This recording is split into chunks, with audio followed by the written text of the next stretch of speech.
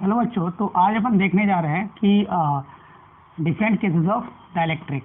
जो पहला केस है उसमें अपन क्या करेंगे, डाइलेक्ट्रिक को इंसर्ट करेंगे by division between the distance. ठीक है, तो अपन क्या कर रहे हैं कि एक पैरेलल प्लेट कैपेसिटर है जिसपे इस प्लेट पे चार्ज प्लस क्यू है और इस प्लेट पे चार्ज माइनस क्यू है। जब अपन डिस्टेंस डिवाइड करके डाइलेक्ट्रिक इंसर्ट करते हैं तो इसमें जितने कैपेसिटेंस बनेंगे वो सीरीज कॉम्बिनेशन बनेंगे। और अपने को पता है कि सीरीज का कॉम्बिनेशन में हर एक कैपेसिटर के अक्रॉस जो चार्ज होता है वो कांस्टेंट होता है। देखो यहाँ पे मैंने प्लेट लिया जिसका प्लेट एरिया ये है, एक प्लेट पे प्लस क्यू चार्ज है, दूसरे प्लेट पे माइनस क्यू चार्ज है। ठीक है, देखो मैंने क्या किया है, इसको एन स्लैब्स में डिवाइड कर दिया है। एक का डाइलेक्ट्रिक कांस्टेंट K1 है, दूसरे का K2 अप टू Kn। इसी तरह जो कैपेसिटेंस बन रहा होगा ये C1 C2 C3 up to Cn। ठीक है, हर एक का थिकनेस देखो, एक T1 है, T2 है और Tn तक। C1 C2 C3 up to Cn जितने भी कैपेसिटर्स बन रहे होंगे इस केस में जितने भी कैपेसिटर्स बन रहे होंगे वो सीरीज में बन रहे हैं। तो अपन ने पहले देखा था कि अगर ऐसा केस है तो C इक्विवेलेंट आता है AF not divide by T1 by K1 plus T2 by K2 plus 1 Tn by Kn। अगर नोट करें तो अपन क्या करते हैं, ये जो थिकनेस है ये T1 T2 T3 Tn, इसको अपन इक्वल कर देते हैं और उसकी वैल्यू dy तक कर देते हैं और जो डाइलेक्ट्रिक कांस्टेंट है उसकी वैल्यू को डिफरेंट रखते हैं। तो इस केस में अगर अपन T1 T2 T3 up to Tn को dy जैसे ही पुट करेंगे तो अपने को ऐसा एक्सप्रेशन मिल रहा होगा। ठीक है, चेक कर लेना। और अपन जानते हैं कि C equivalent can be written like that K equivalent into AF not divide by D। इस एक्सप्रेशन को सॉल्व करते हो तो देखो अपन C इक्विवेलेंट को डाल सकते हैं K equivalent AF not divide by D, यहाँ डाल दिया। फिर इससे अपन AF not divide by D जैसे ही कॉमन करूंगा तो ये एक्सप्रेशन रिमेनिंग बच रहा होगा। तो AF not divide by D AF not divide by D cancel out हो रहा होगा। तो यहाँ देखो, यहाँ जो इक्विवेलेंट डाइलेक्ट्रिक कांस्टेंट बन रहा है वो देखो कितना बन रहा है। ठीक है, ये देखो जो इक्विवेलेंट डाइलेक्ट्रिक कांस्टेंट बन रहा है वो बन रहा है K इक्विवेलेंट, मैं n को ऊपर लेके गया इज इक्वल टू, देखना कितना बन रहा है, ये बन रहा होगा 1/K1 plus 1/K2 plus 1/K3 plus 1/Kn, ये बन रहा होगा। यहाँ देखने वाली बात ये है कि n क्या है, n जो है ये नंबर ऑफ स्लैब्स है कि हमने पैरेलल प्लेट कैपेसिटर के बीच में कितने स्लैब्स को इंसर्ट कर रखा है। K1 K2 K3 up to Kn क्या है, डाइलेक्ट्रिक कांस्टेंट है। तो अगर अपन एक छोटा सा केस लें जो सेकेंड केस है of two dielectrics for two slabs of equal thickness. अगर दो स्लैब का केस लेके देखें, देखो ये पैरेलल प्लेट कैपेसिटर है, इसमें मैंने K1 भरा, इसमें K2 डाइलेक्ट्रिक कांस्टेंट भरा। ठीक है, ये D/2 है और ये D/2 है। इस केस में अगर आप K इक्विवेलेंट निकालोगे बाई फॉर्मूला, देखो कितना आ रहा होगा। जैसे ही बाई फॉर्मूला अगर इसको निकालते हो तो आपको जो वैल्यू मिल रही होगी, यहाँ कितने स्लैब्स हैं, 1 और 2। तो अपन क्या करेंगे, यहाँ 2 लिखेंगे ऊपर, divided by K equivalent is equal to 1/K1 plus 1/K2। 2 divided by K equivalent is equal to, देखो इसको लिखेंगे K1 plus K2 into K1 into K2। अगर यहाँ से K इक्विवेलेंट निकालते हो तो क्रॉस मल्टीप्लिकेशन कर लेना, 2K1 K2 divide by K1 plus K2। ठीक है, जब अपन डाइलेक्ट्रिक को इंसर्ट कर रहे हैं बच्चों डिस्टेंस डिवाइड करके, तो इस केस में जो k इक्विवेलेंट आ रहा है, ये देखो क्या बन रहा है, ये अपने को हार्मोनिक मोशन में बन रहा है। क्या बन रहा है? हार्मोनिक बन रहा है ना। तो हार्मोनिक मीन है यहाँ पे, अगर अपन निकालें, अपन मैथ जान चुके हैं, तो ये जो है हार्मोनिक मीन में है ना, harmonic mean of K1 and K2। K1 और K2 का क्या है, ये हार्मोनिक मीन बन रहा है। ठीक है, तो देखो इस केस में अगर C इक्विवेलेंट निकालने जाए, तो C इक्विवेलेंट आपको बताया था, आप K इक्विवेलेंट कैलकुलेट कर लो into A epsilon not divide by D, where A is the plate area and D is the separation between them. देखो तो C इक्विवेलेंट निकालते हो तो K इक्विवेलेंट कितना हो जाएगा, K2 K1 into K2 divide by K1 plus K2 into A epsilon not divide by D। क्या रहा? ये है जब अपन दो स्लैब का केस लेते हैं जिनका थिकनेस इक्वल है। अगर अपन एबोव फॉर्मूला को देखें, नोट लिखना तीसरा, अगर एबोव फॉर्मूला को देखें तो जो रिजल्ट्स आ रहे हैं वो independent of location of slab between the plates. Above results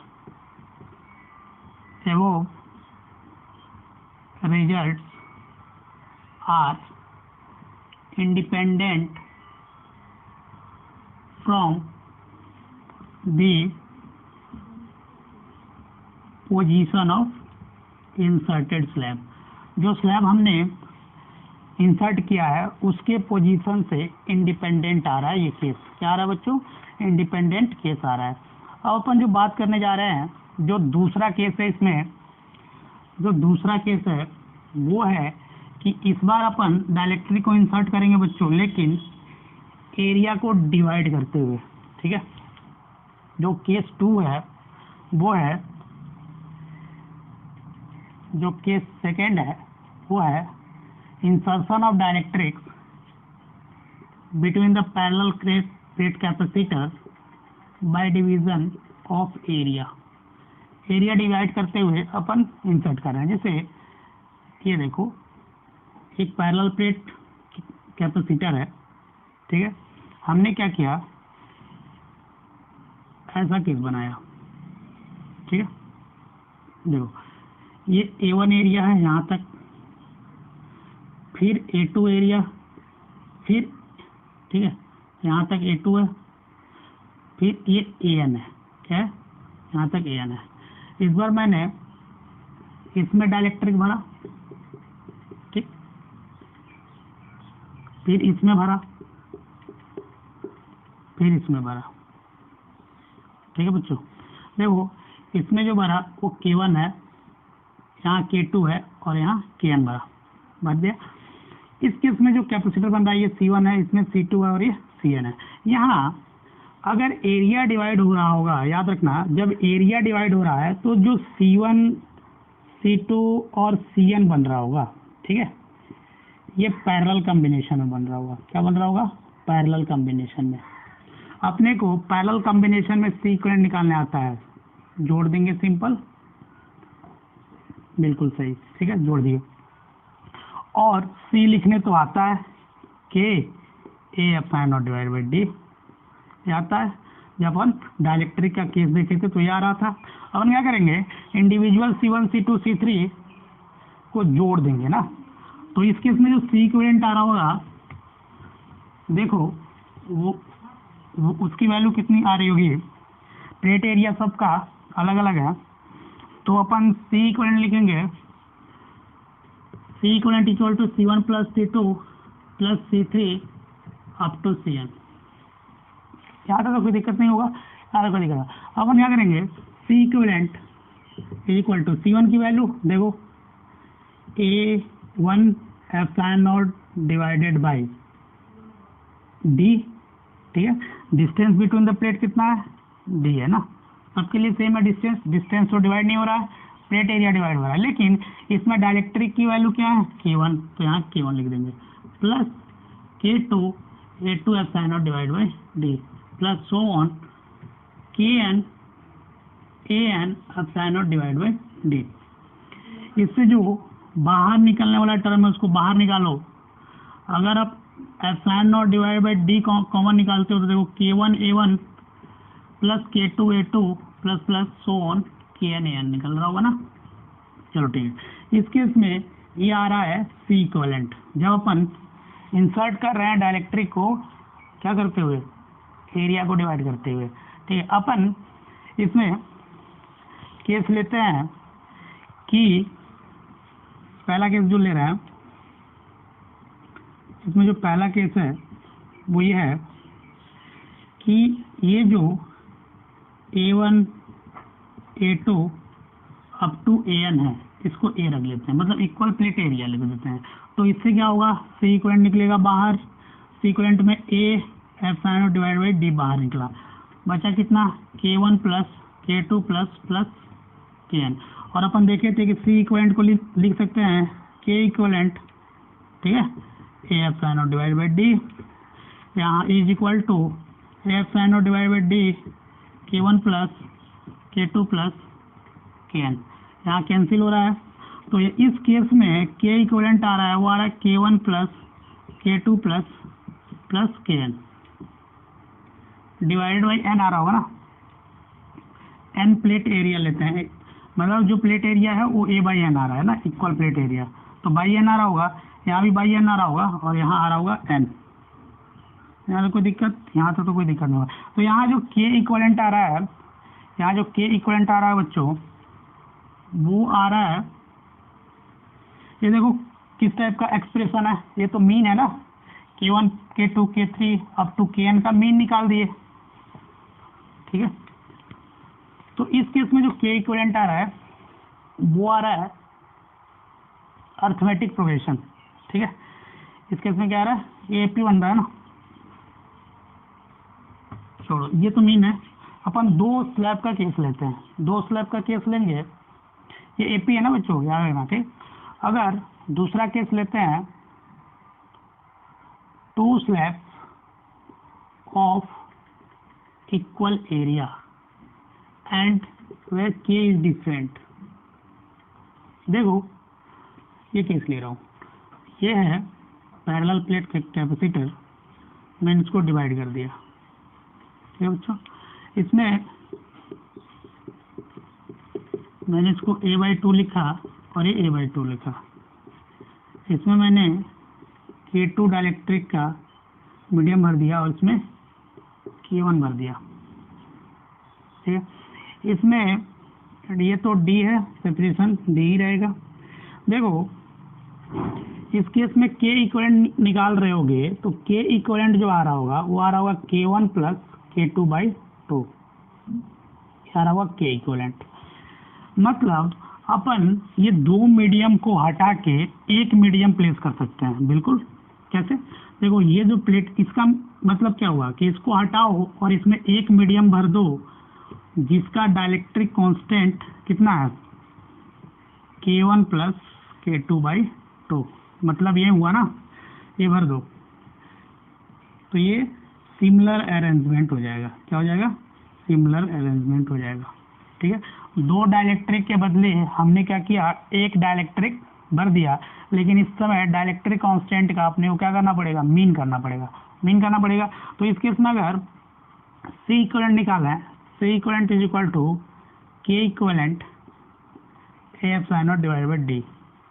K equivalent की वैल्यू K1 प्लस K2 है by 2 A epsilon not divided by D।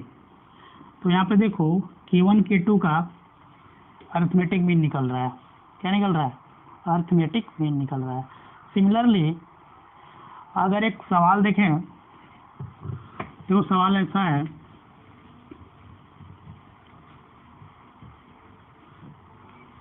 सवाल ऐसा बच्चों,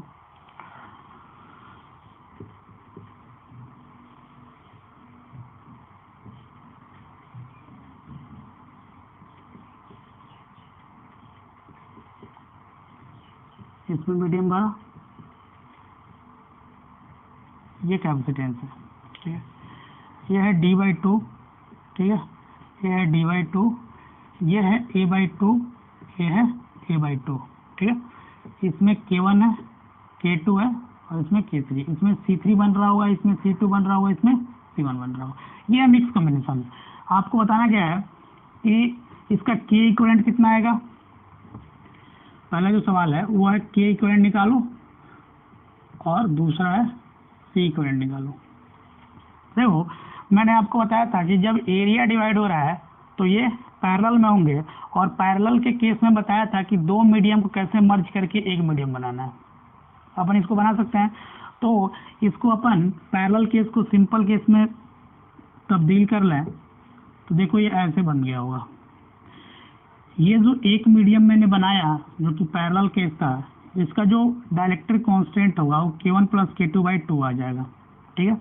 और ये K3 तो है ही, ठीक है। अब इस केस में K इक्विवेलेंट कितना आता है, देखो दो स्लैब है, ये सीरीज वाला फर्स्ट केस हो गया ना। तो इस केस में जो C इक्विवेलेंट आता है, कितने स्लैब है, दो, 2/K equivalent is equal to 1/दिस, तो ये 2 ऊपर चला गया, K1 + K2 + 1/K3, ये आ रहा होगा K इक्विवेलेंट। अगर थोड़ा सा K इक्विवेलेंट को रीअरेंज करते हो तो देखो क्या मिल रहा होगा। यहाँ से जो K इक्विवेलेंट मिल रहा होगा वो देखना कितना मिल रहा होगा, जो 1/K इक्विवेलेंट मिल रहा होगा वो मिल रहा होगा 1/K1 + K2 + 2K3 मिल रहा होगा। यहाँ तक कोई दिक्कत। तो अगर K इक्विवेलेंट निकालने जाते हो तो देखो 1/K इक्विवेलेंट की वैल्यू यहाँ एलसीएम निकालोगे तो 2K3 + K1 + K2 divide by 2 times K3 into K1 + K2, मैंने एलसीएम ले लिया ना, ये निकल रहा होगा। तो K इक्विवेलेंट की जो वैल्यू आ रही होगी बच्चों वो देखो, इसको क्या करोगे, रिवर्स करना पड़ेगा, चेक करना कैलकुलेशन एक बार। ये आ रहा होगा K1 + K2 + 2 टाइम्स K3। जैसे आपको एक बार K इक्विवेलेंट निकलेगा you can find C equivalent, ठीक है। ये है पहले का solution. C equivalent will be K equivalent AF0 divide by D। तो K equivalent 2K3 K1 + K2 divide by K1 + K2 + 2 times K3 into AF0 divide by D। This will be the C equivalent in this case, ठीक है। तो देखो एक और सवाल देते हैं। सवाल ऐसा है कि write down the question. Question ये है, ये पैरेलल प्लेट कैपेसिटर है, ठीक है।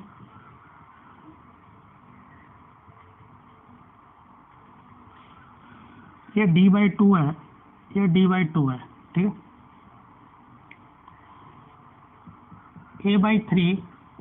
A/3 और A/3। यहाँ मैंने K1 भर दिया, यहाँ K2 भर दिया और यहाँ K3 भर दिया, और यहाँ पे बच्चों मैंने क्या किया, यहाँ पे K4 भर दिया। सिमिलर केस है, आप क्या करोगे, जैसे ही पैरेलल अरेंजमेंट देखोगे आपको पूछा क्या गया, ये तो लिख लो, K इक्विवेलेंट निकाल लो और C इक्विवेलेंट निकाल लो। कैसे डील करना है, ये तो आसान है। जैसे ही पैरेलल अरेंजमेंट दिखे आपको तो आप क्या कर सकते हो, डायरेक्ट जा सकते हो।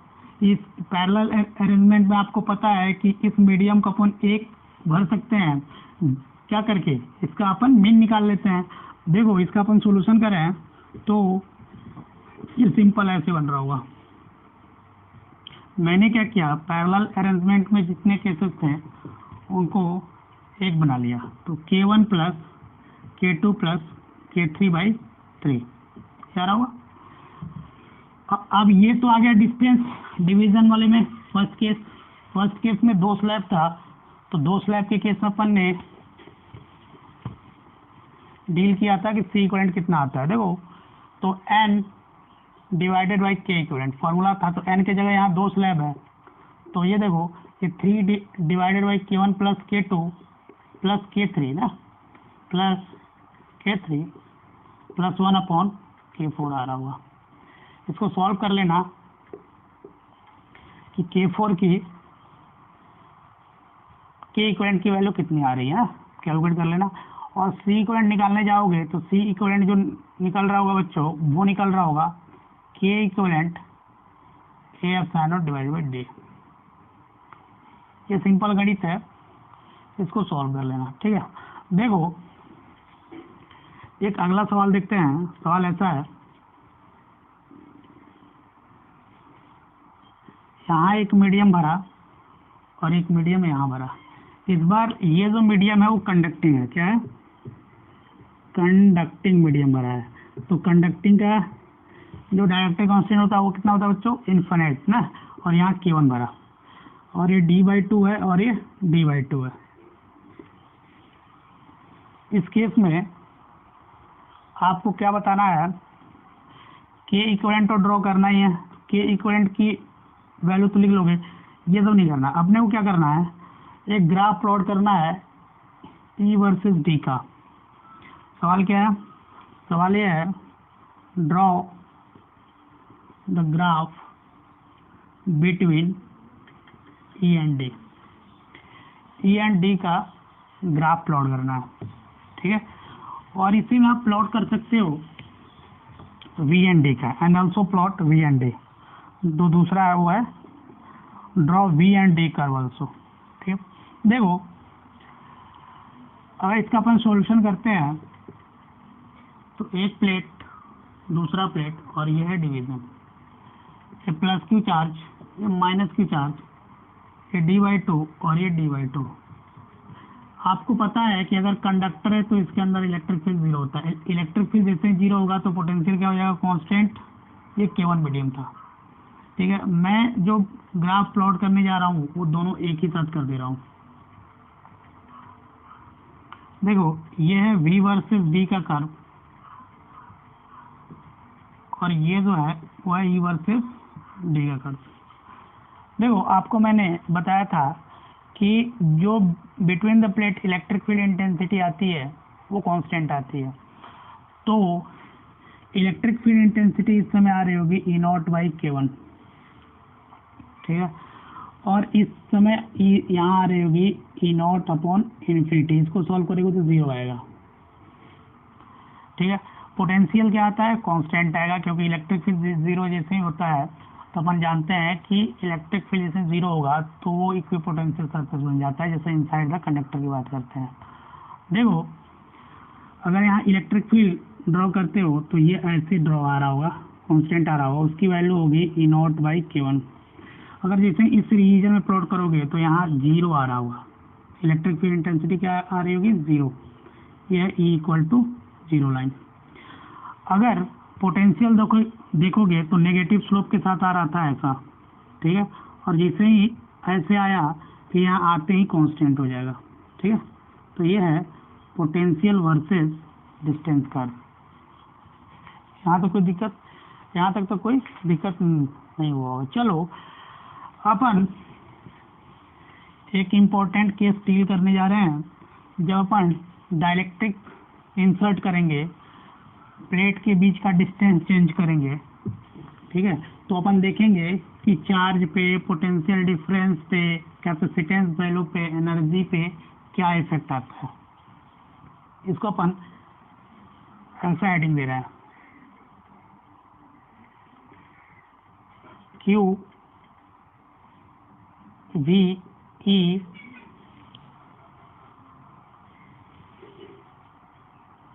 U section.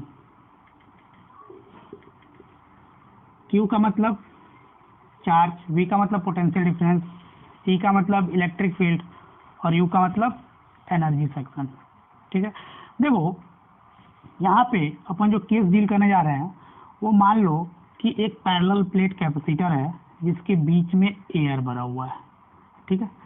इस पे जो चार्ज है वो Q0 है, ये प्लस Q0 है। इससे पोटेंशियल जो है V0 है, electric field inside the plate है E0, और इस केस में एनर्जी है U0। ये है एयर का केस। जो दूसरा केस लेने जा रहे हैं वो है और इनके बीच का सेपरेशन जो है ये डी है। जो दूसरा केस लेने जा रहे हैं वो है किसी मीडियम का, इसका डाइलेक्ट्रिक कांस्टेंट के है, मैंने इसमें भर रखा है ना, ठीक है।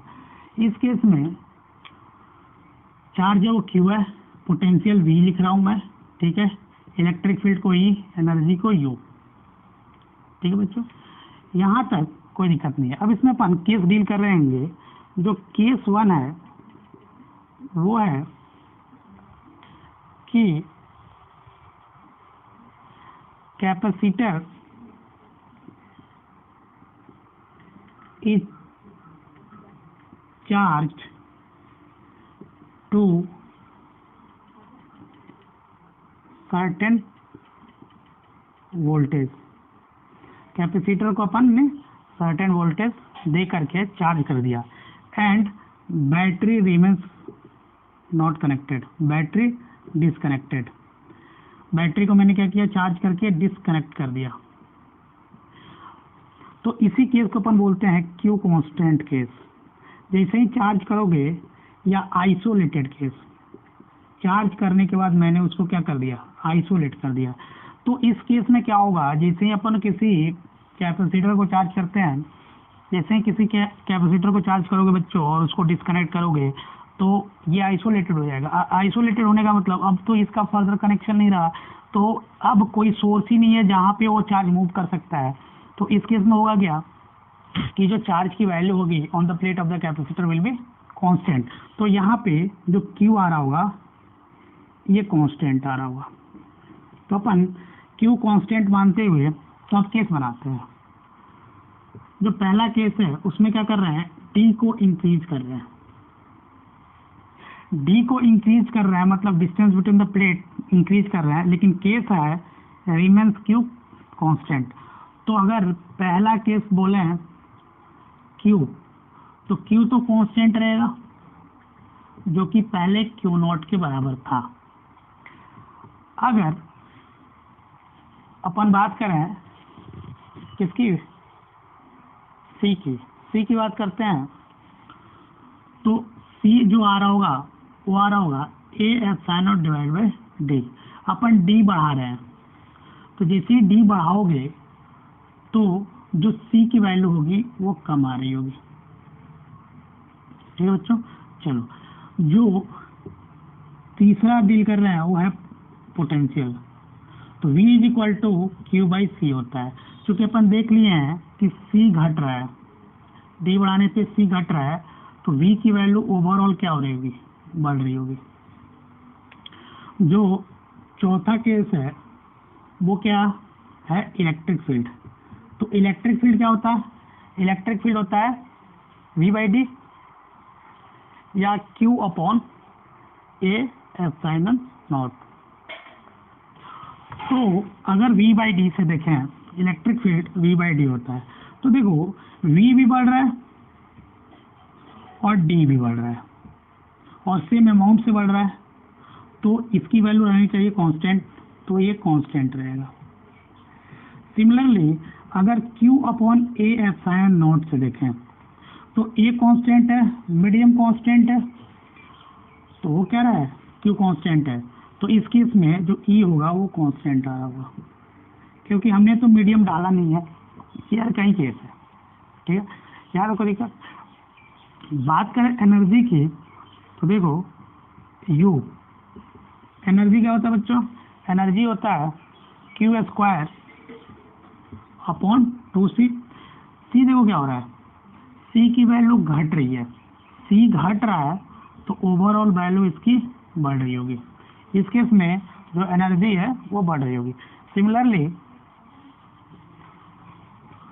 अपन Q को कांस्टेंट करते हुए जो दूसरा सब केस ले रहा हूँ वो है बच्चों कि इस बार मैं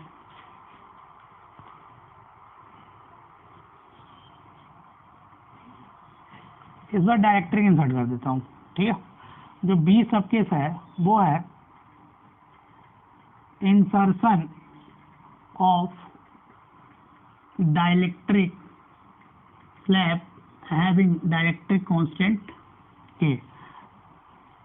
ठीक है, इस बार डिस्टेंस नहीं बढ़ रहा है, सिर्फ डायलेक्ट्रिक इंसर्ट कर रहे हैं। तो जैसे ही डायलेक्ट्रिक इंसर्ट करेंगे तो पहला केस अभी भी आइसोलेटेड है, तो क्यू तो कांस्टेंट ही रहेगा, क्यू कांस्टेंट रहा, ठीक है। सी की वैल्यू डालोगे तो ए epsilon not divided by D, epsilon को लिखोगे तो ये आ रहा होगा के times A epsilon not divided by D. तो यहाँ अपन देख रहे हैं कि के टाइम्स सी नॉट आ रहा है, ठीक है, जो कि सी नॉट अपन एयर में देखे थे। यहाँ पे बढ़ जा रहा है ना, बढ़ जा रहा है। देखो जो दूसरा, अगर दूसरा केस डील करें वो है V, तो V क्या है, V को लिख सकते हैं Q by C, Q constant है क्योंकि आइसोलेटेड केस डील कर रहे हैं, केस वन अभी भी C की वैल्यू बढ़ रही है, तो C की वैल्यू बढ़ रही है तो ओवरऑल वैल्यू घटनी चाहिए, घटनी चाहिए तो कितना घटना चाहिए, तो देखो Q upon K times C not, ठीक है, तो कितना 1 अपॉन K टाइम्स आ रहा है V नॉट, मतलब V नॉट बाई K आ रहा है, ठीक है। यहाँ तक कोई दिक्कत नहीं है। अब अपन इलेक्ट्रिक फील्ड की बात करें तो देखो इलेक्ट्रिक फील्ड जो होगा, इलेक्ट्रिक फील्ड क्या होता है, इलेक्ट्रिक फील्ड होता है वो होता है V बाई डी, ठीक है।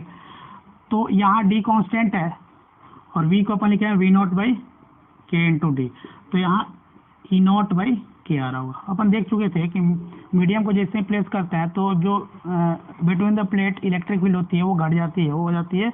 अगर एनर्जी की बात करें तो देखो एनर्जी की बात करोगे तो U is equal to Q square divide by 2C लिखोगे।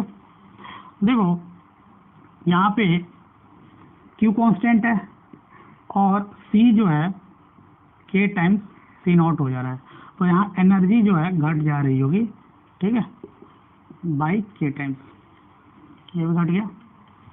ये है दूसरा सब केस जब अपन ने क्या किया, डाइलेक्ट्रिक इंसर्ट किया। सिमिलरली अपन जो दूसरा केस लेने जा रहे हैं वो है बैटरी रिमेन्स कनेक्टेड। हमने क्या किया है कि बैटरी को इस बार रिमेन्स कनेक्टेड मतलब कनेक्ट करके रखा है। जो केस 2 है वो है बैटरी रिमेन्स कनेक्टेड।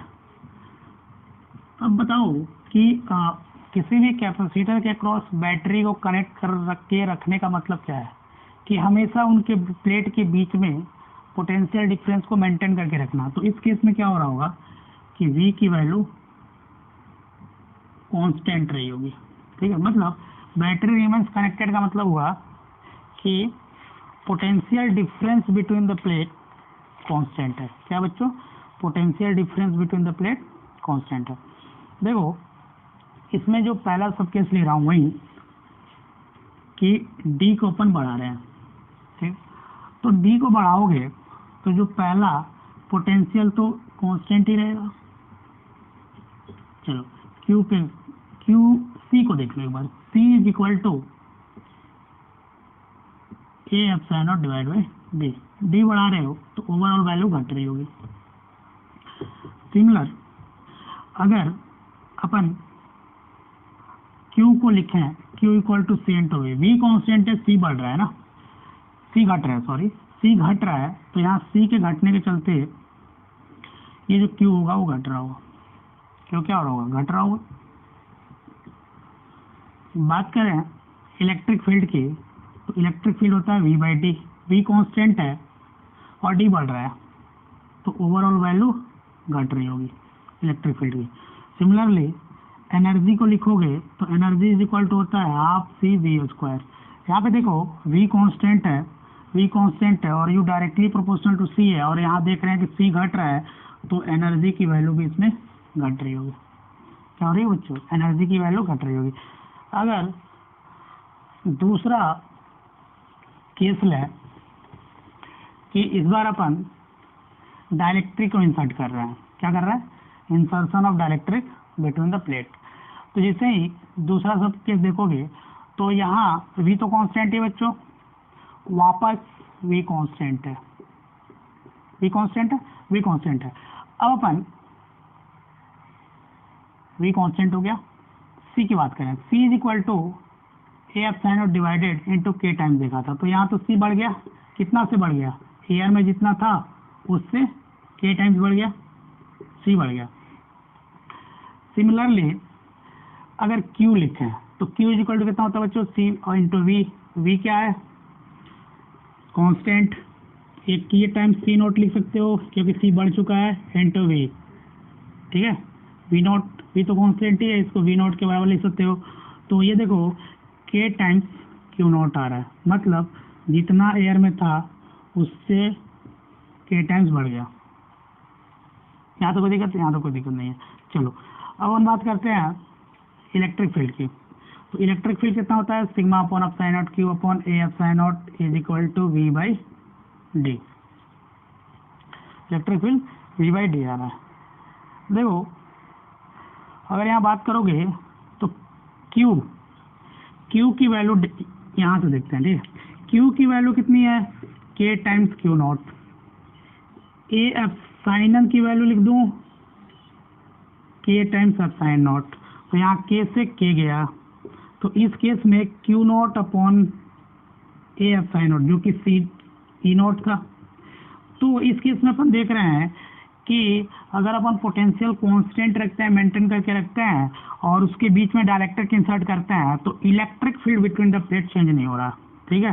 तो ये कांस्टेंट है, यह ध्यान रखने वाली बात है कि अगर अपन दो पैरेलल प्लेट कैपेसिटर को बैटरी से कनेक्ट करके रखे हैं, इसके बीच में आप कुछ भी इंसर्ट कर दो, कुछ भी इंसर्ट कर दो, कोई भी मीडियम इंसर्ट कर दो, कंडक्टिंग नहीं होना चाहिए, नहीं तो डेल्टा भी जीरो हो जाएगा। तो हमेशा क्या होगा, इसके बीच क्या पोटेंशियल डिफरेंस मेंटेन ही रहेगा, ठीक है, नहीं तो ये हमेशा मेंटेन ही रहेगा। ये देखो ई कांस्टेंट है, अगर आप एनर्जी को देखोगे तो एनर्जी जो होगा हाफ सी वी स्क्वायर। यहाँ अपन बात करें तो सी को अपन लिखे थे के टाइम्स सी नॉट और वी नॉट तो कांस्टेंट ही है, तो अगर देखोगे तो यहाँ के टाइम्स यू नॉट हो जा रहा है। जो एनर्जी एयर में थी, ठीक है, जो एनर्जी एयर वाले मीडियम में थी उससे के टाइम्स क्या हो गया बच्चों, ये बढ़ गया। तो ये था डिफरेंट केस जब अपन देख रहे थे कि डायलेक्ट्रिक इंसर्ट करने के बाद कैसे कैसे वेरिएशंस आते हैं।